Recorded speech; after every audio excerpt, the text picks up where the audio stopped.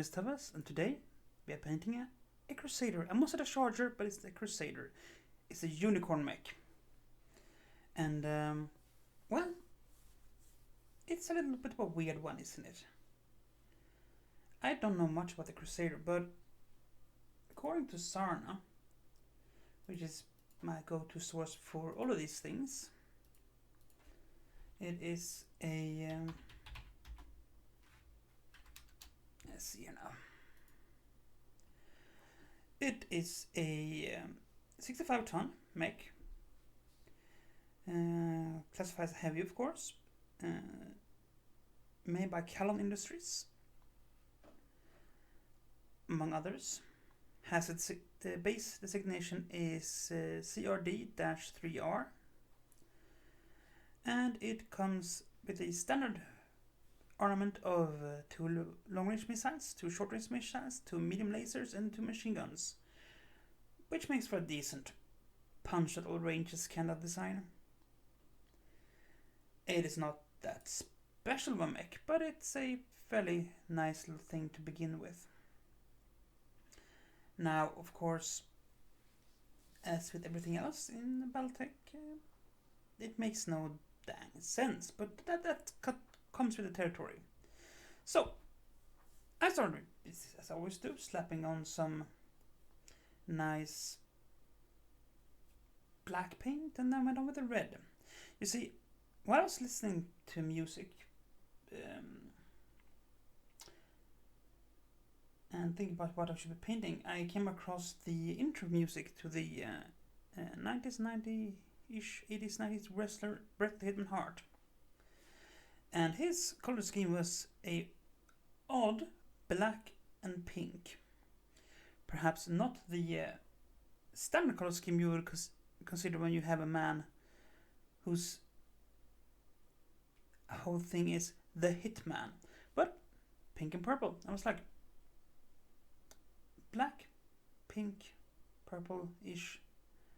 Yeah, that could work. So, now I should have taken a darker red as the base, because it's a bit iffy. So if you're going to do this technique, pick a darker red, and preferably a colder red if you have one. Because this was squiggly, to say the least. It did work out in the end, but it had a strange side effect. So yeah, on to painting the pink. And how do we paint the pink, you ask? Well, pretty simple. Thin layers, many coats. Don't need to glaze it on, but you need to be patient with it. Because if you don't, the pink is going to look very bubblegum pink. I mean, that is a look you could go for. It doesn't really hurt. But if you want a bit more nuance to it, it's thin coats and repeated layers. Just build up the pink. Another problem, of course, in this case is the fact that the pink and the red are fairly close. So it's hard to get a proper visual on how pink the pink is. Because our eyes tend to do this thing where they have 2 similar colors. They try to be like, maybe that is not the, maybe you are seeing wrong here. We try to take it out a medium between these 2. What's the middle ground? Maybe we use that. So they blend together a bit more. And this is also a reason why I think it should be smart to take a darker red or a deeper red or a more purple red, because that would ease the transition between the red and the pink. Because right now the pink sort of melds into the red, and that's problematic. It can make it very hard to get a good sense of what you have so far.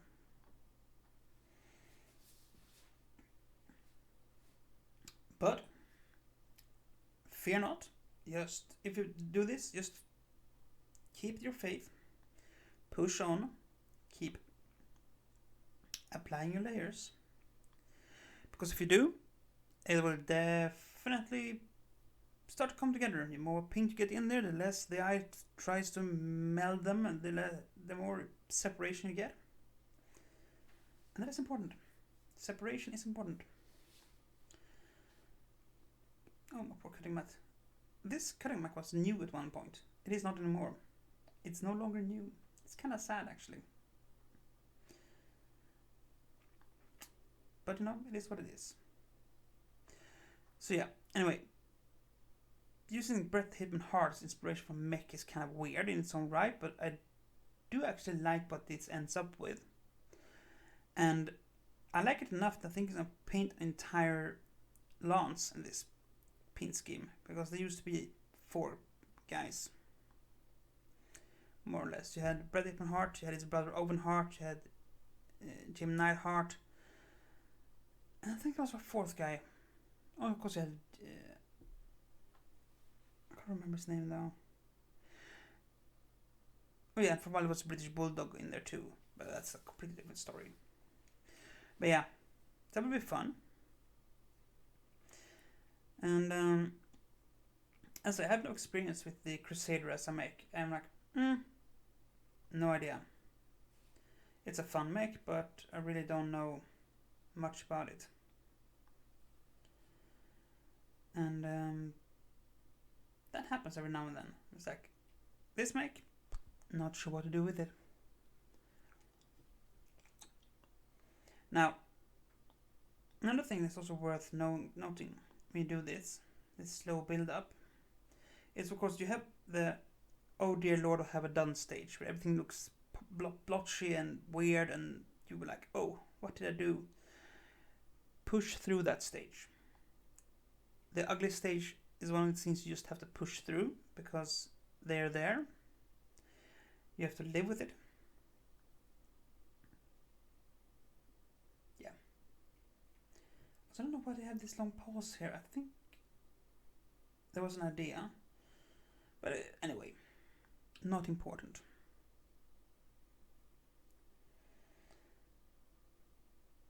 Now there's a temptation to just pile on the paint, but don't do that, because it turns bubblegum pink and eats out all the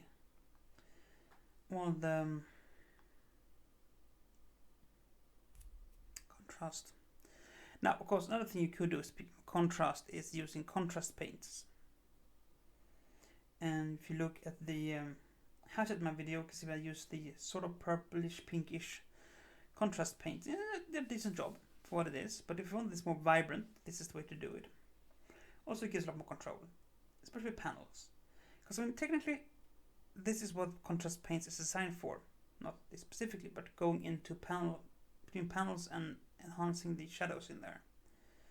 And creating highlights.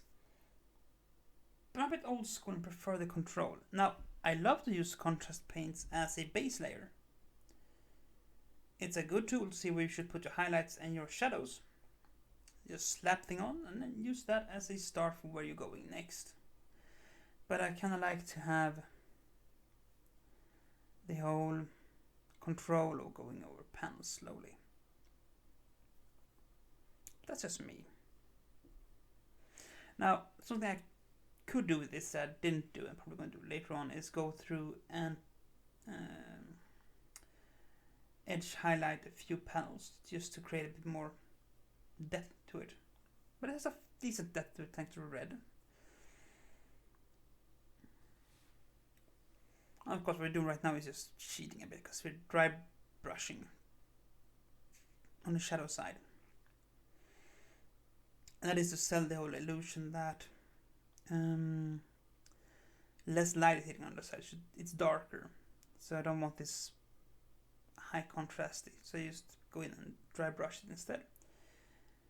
As you can see, now it's starting to come along. The pink is more pink and the red is not as red anymore, and we are starting to get an idea what this can look like once it's done. And it is a stage where I took a deep breath and like, whew, because for a while there I was like, this is not turning out like it's supposed to do. This is kind of look really weird, and it's like, but keep on pushing, keep on pushing, because if you don't push now, it's gonna stay this way. Just trust the process. And well, by the end of it, it actually turned out pretty nice. Now, the question is, of course, should I could invent an entire merc company around this, the hitmans. I know, what I would call it. This would be such a thorough rip-off. I would call it the Heart Foundation. The mercenary company, the Heart Foundation, led by Bret Hart, and a second generation mechwarrior, trained by his father Stu in the noble art of beating things to pulp with big metal feet, and bringing his brother-in-law, and some other loose people to run the whole shebang. Now, I don't know if I'm gonna do this. It's just one of these loose ideas, but it could be fun. It would be really fun.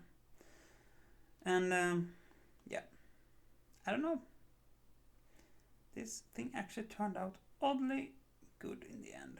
For something that you said, really loose, flaky idea, it turned out surprisingly good. Now, we finished off by a simple dry brush, and on the black, just get some dimension back into the black, and we're using bluish black here because, again, we have a red up there, blue down here. It's good contrast to each other. They work together, and I mean, just can't really go wrong with that, can ya? Now, I'm offering up this idea free of charge because I said it's not mine to begin with. But if you want to take this on and make your own mech company based on wrestlers, that sounds like fun. I mean, there is a lot of pics out there. It could be an entire video series in its own right. So why not? Now, we're gonna finish this one up soon, and painting metals and doing the usual wash of the metals, and I'm going to show that because you know how to do that. If you don't know how to paint metal, go through my other videos and have a look, because I'd go through a lot of metal painting, but as usual, we're going to paint the weapon silver, and we're going to actually accent the elbows with some copper because that's a nice pop. But with that, we are actually pretty much wrapped up. So I'm going to say this, that until next time, stay safe, be kind, and do play fair. Bye.